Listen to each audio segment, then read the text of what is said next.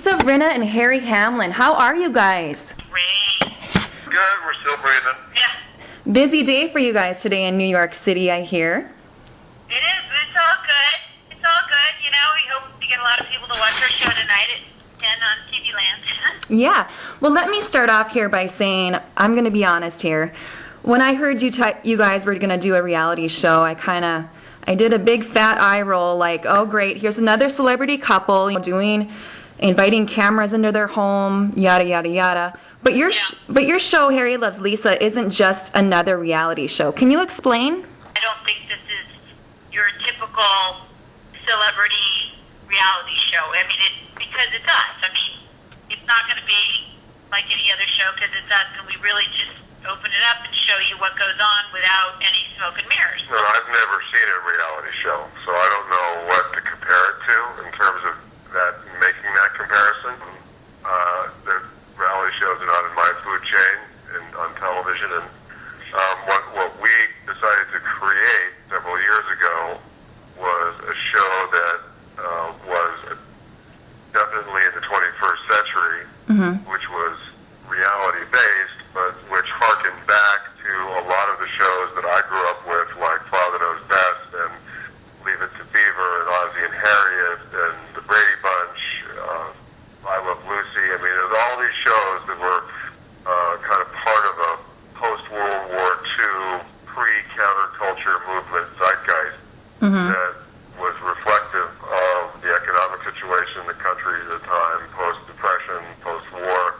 And I just felt 2 years ago that we had a similar kind of social and political zeitgeist emerging in this country. And I wanted to do a show that was a fun, kind of, hopefully interesting look into how we as middle-class Americans with a spotlight on us are living our lives. Now, what I find most interesting about you two is that, Harry, you took some time off from your career to kind of be a stay-at-home dad, while Lisa was, working and pursuing her career. But now that your kids are older, you're kind of getting back in the game. How has it been for you, Harry, to kind of get your head back in the game and pursue your career route again? Well, I mean, I've never stopped working on my chops as an actor, and I'm first and foremost a trained classical actor, and I loved to do scripted material. Like you said, I did make a very conscious decision to step back when the business left LA around the early 90s and moved to points like Vancouver and Toronto and South Africa and Australia. I said, look, I'm not leaving. I'm going to stay in town. And if something great comes up here, I would consider doing it as long as it wasn't 15-hour days. And nothing materialized during that time that fit the description of what I would do. Lisa was able to do things in town that were great for her career and that were exciting for her to do, and also brought home the bacon. So I was able to be a stay-at-home dad. And now that the kids are older, now that they're grown up, I can go back into that, into the workforce, and I would happily do so. However, it's much easier to step back from that business than it is to go back into it. Once you haven't worked in a number of years, nobody really kind of remembers who you are, what you did, why you're there, and so it's a process of trying to reinvent at this point and get back into that. And I think that it's been successful so far. I'm gradually getting back into doing the kind of work that I always enjoyed doing, and I'm happy that it's turning out that way. Now, you guys have been together for 18 years, which is, pretty much a record for Hollywood marriages. What are your secrets to a long, happy marriage? We work on it, and we communicate. We listen to each other, and I think that the key to any relationship is respect. And as soon as we catch each other beginning to devalue one another, we catch ourselves and we go, wait a minute, let's not go down that road. Let's examine what it is that if there's a problem or if we're having a fight or whatever. Usually,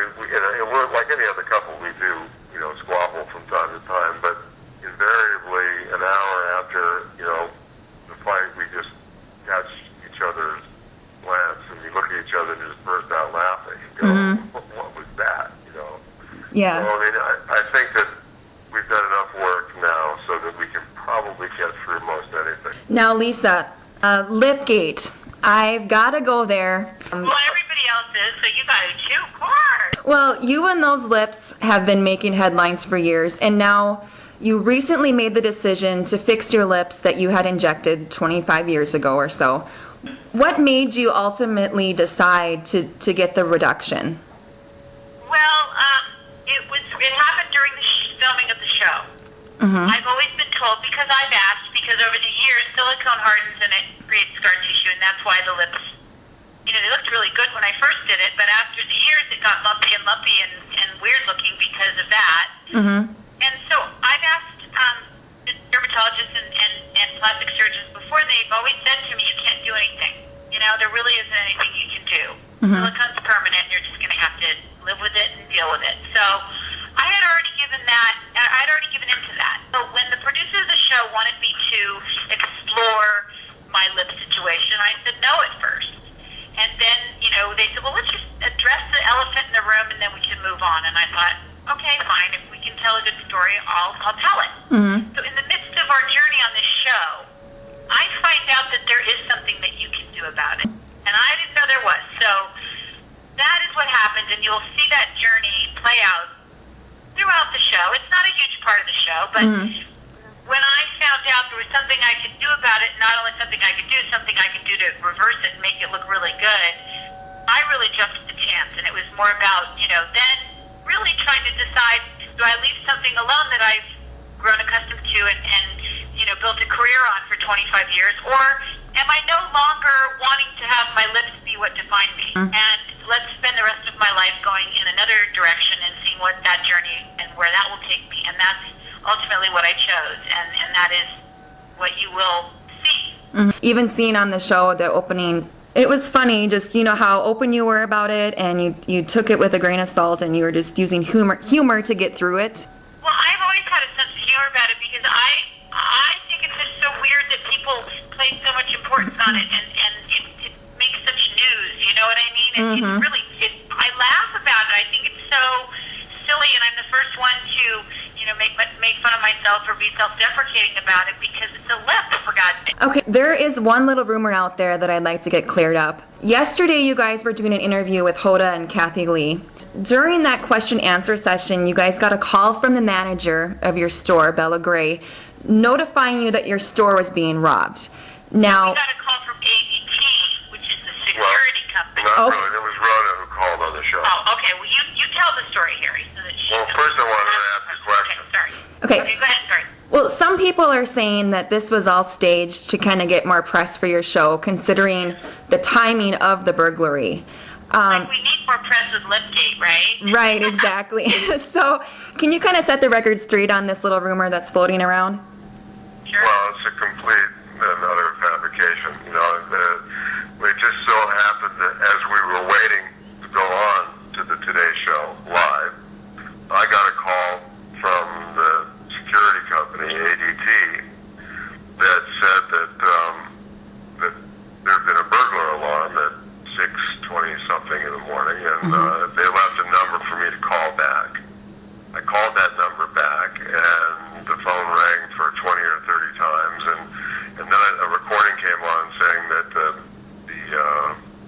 company that I was trying to reach had busy circuits, and please try again. Well, this is my security company that, people could be at gunpoint, so I called the number back, and after, the 20 rings, it answered, but it was a recording saying that all the representatives of the company were busy, and would I please hold? Now, this is like, calling 911 and having them say, please hold. Right. So I held and I held and I held, and finally somebody came on as they were saying to me, you've got to go into the live broadcast now, and I'm standing outside talking to the company, and I said, well, has there actually been a break-in? Can you tell me, is this a false alarm or is it true? Have the police been called? Did you send a car? They said they didn't send a car, that they did call the police. And the woman put me on hold, and she said, let me find out from the police if this is the false alarm or an actual break-in.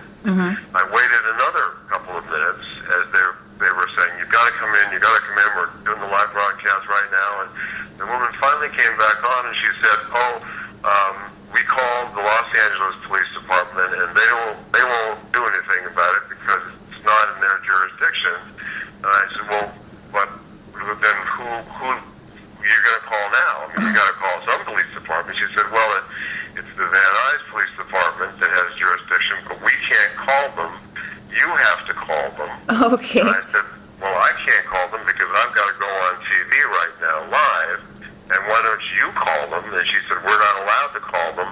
And she wanted to give me the phone number to call them. And I said, I'm sorry, I can't take that number because I'm going on television right now. I said, you have to take care of this. At which point, I hung up the phone, walked on into the live broadcast with Hoda and Kathy Lee, and I kept my phone on because I knew that my manager was on the way to the store to find out if it was a false alarm or not. And Because I had emailed her to say, Rhoda, we just got a call from ADT. You got to get over to the store. Have you gotten a call? And she hadn't gotten a call. she hadn't gotten a call from them, and she was supposed to get a call from them. But so I said to Kathleen, Hoda, look, I'm sorry, I've got to keep my phone on because this is happening right now, and I got to know whether our store's being. Well, at that moment, the phone rang. It was our manager who had just arrived at the store. The door was broken down.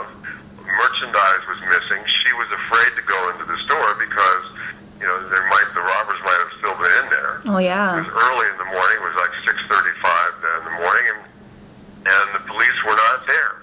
And from what I understand, NBC sent a truck over immediately when they heard that, and the truck got there before the police got there because Rona, our manager, had to call herself the Van Nuys Police Department, which meant that the security company completely dropped the ball, for this whole thing. Anyway, the fact that this all happened coincidentally at that moment is just a coincidence. And anybody who thinks that we manufactured it to get more press is insane. Yeah. I know, it's pretty wild. I was pretty disgusted by that. I really couldn't believe it, and I guess in this day and age, people do those kind of things. I can't even imagine it. It was just, it's such a sickening. It reminds me of the kid with the balloon, right? Yeah. Whatever that is. Yeah. I guess that's This is not what happened. We're not that kind of people. We don't do that kind of thing, and we wouldn't. We wouldn't definitely break our door down and remove merchandise. Well, yeah. Store. Well, I think Flipgate was just plenty. Exactly.